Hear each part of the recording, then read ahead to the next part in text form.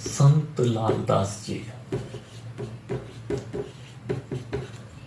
संत लालदास जी मेव जाति के थे और मेवात क्षेत्र के प्रमुख लोक संतों में शामिल हैं। इनका जन्म 1540 ईस्वी में हुआ था। इनका जन्म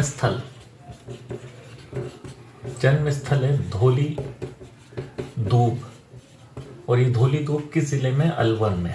धौली दूब कहाँ पर है? अलवर में। इनके पिता का नाम चांदमल था। बहुत ही गरीब परिवार से थे, लकड़हारे का कार्य करते थे। माता का नाम संदा। इनकी पत्नी, ये वैवाहिक जीवन जी रहे थे। इनका जो विवाह हुआ था वो था भोगरी।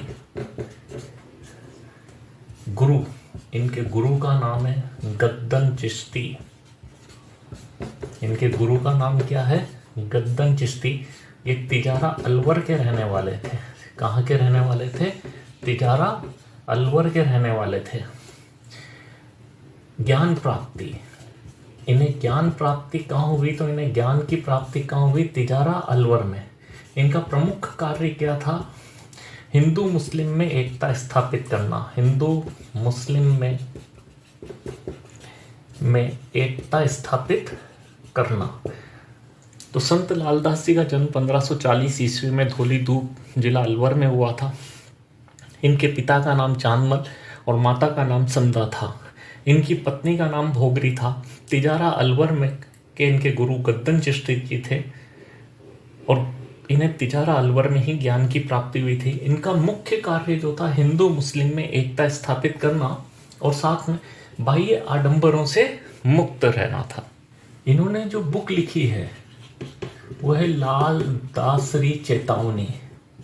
लाल दासरी चेतावनी इनका एक ग्रंथ है जिसका नाम है वाणी। इसे वाणी भी लिख सकते हैं और वाणी भी लिखा हुआ मिल सकता है। इसे वाणी भी लिख सकते हैं और इसे वाणी भी लिखा हुआ मिल सकता है। ये संकलन जो किया है इनका शिष्य था डूंगर सिंह। इनके शिष्य डूंगर सिंह ने इनके उपदेशों का संकलन किया, जिसे हम किस नाम से जानते हैं? वाणी या वाणी के नाम से जानते हैं। इन्होंने जिस संप्रदाय की स्थापना की थी वो था लालदासी संप्रदाय। लालदासी संप्रदाय। इसके सदस्य बनने के लिए कुछ शर्तें थी। बिना शर्तों के इसमें अनुयायी नहीं बनाया जाता था। एक तो निरंकारी हो, दूसरा लोभ मोह माया नहीं हो, यानी कि संपत्ति का मोह नहीं हो। तीसरी चीज अगर हम यहां पर कहें कि जो सबसे महत्वपूर्ण बात होती थी कि उसके अंदर अहंकार की भावना न हो। अहंकार न हो, इसके लिए उसका अहंकार उतारना जरूरी है। जब भी दीक्षार्थी दीक्षा लेते थे लालदासी संप्रदाय की, तो सबसे पहले उसे गधे पर बैठाया जाता था। गधे पर उल्टा बैठाया जाता था और साथ में मुंह काला कर दिया जाता था और उसकी पीठ पर, मनुष्य की पीठ पर तुम्बी बांध दी जाती थी और पूरे गांव में उसका जुलूस निकाला जाता था। यानी अहंकार नहीं हो, इसके लिए हम क्या करते थे? लालदासी संप्रदाय के लोग व्यक्ति को गधे पर बैठाते थे, उल्टा बैठाते थे, उसका मुंह काला कर देते थे और पीठ पर एक बड़ी सी तुम्बी बांध देते थे ताकि वो इधर उधर झुके ना और गिरे ना। और फिर पूरे गांव या शहर की गलियों में उसे निकाला जाता था ताकि उसका अहंकार समाप्त हो जाए। एक और जब ये सब हो जाता था तो वो मीठा बोल बोले। मीठी वाणी के लिए सब करने के बाद उसे शरबत पिलाया जाता था। क्या किया जाता था?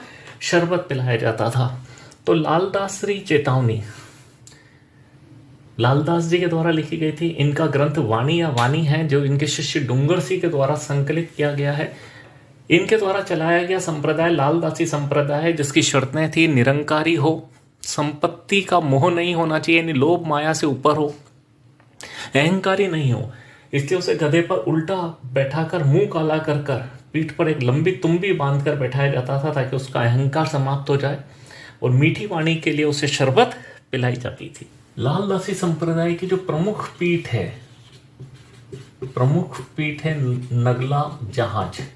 आपको जहाज लिखा हुआ मिले या ना मिले इसकी कोई आवश्यकता नहीं, नगला जरूर लिखा हुआ मिलेगा। नगला जहाज भरतपुर, नगला भी लिखा हुआ मिल सकता है। इनका जो निर्वाण स्थल है, निर्वाण स्थल वही है नगला। आप इसे नगला कहें या नगला जहाज कहें, अंतर नहीं है। लेकिन इनका जो समाधि, जो अंतिम स्थल है, जहां इनका अंतिम क्रियाक्रम किया गया, जहां इनकी समाधि बनाई गई, वो था शेरपुर। इनकी अंतिम इच्छा यही थी कि चाहे मैं कहीं भी मरूं, लेकिन मेरी अंतिम समाधि कहाँ बनाई जाए? शेरपुर। तो इनकी समाधि कहाँ बनाई गई थी? शेरपुर। तो लालदासी संप्रदाय की प्रमुख पीठ नगला जहाज थी, जो भरतपुर में है, और नगला जहाज को नगला के नाम से भी जाना जाता है। इनका निर्वाण स्थल नगला है और इनका समाधि स्थल जो है वो है शेरपुर।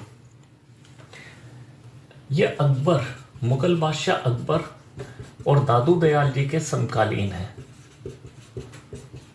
दादू दयाल जी के समकालीन थे, मुगल बादशाह अकबर और दादू दयाल जी के समकालीन थे। ऐसा माना जाता है कि लालदास जी पूरे 108 वर्ष तक जीवित रहे थे। कितने? 108 वर्ष तक। और दूसरी चीज, मेवात में धार्मिक पुनर्जागरण का श्रेय, धार्मिक पुनर्जागरण का श्रेय अगर किसी को था तो किसको था? लालदास जी को। किसको था? लालदास जी को। किसको था? लालदास जी को।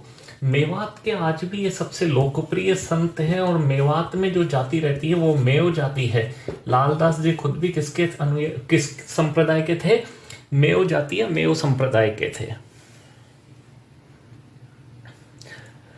संत लालदास जी का जन्म 1540 ईस्वी धौली धूप गांव अलवर में हुआ था। इनके पिता चांदमल जी थे, माता का नाम संदा था। इनका विवाह भोगरी के साथ हुआ था।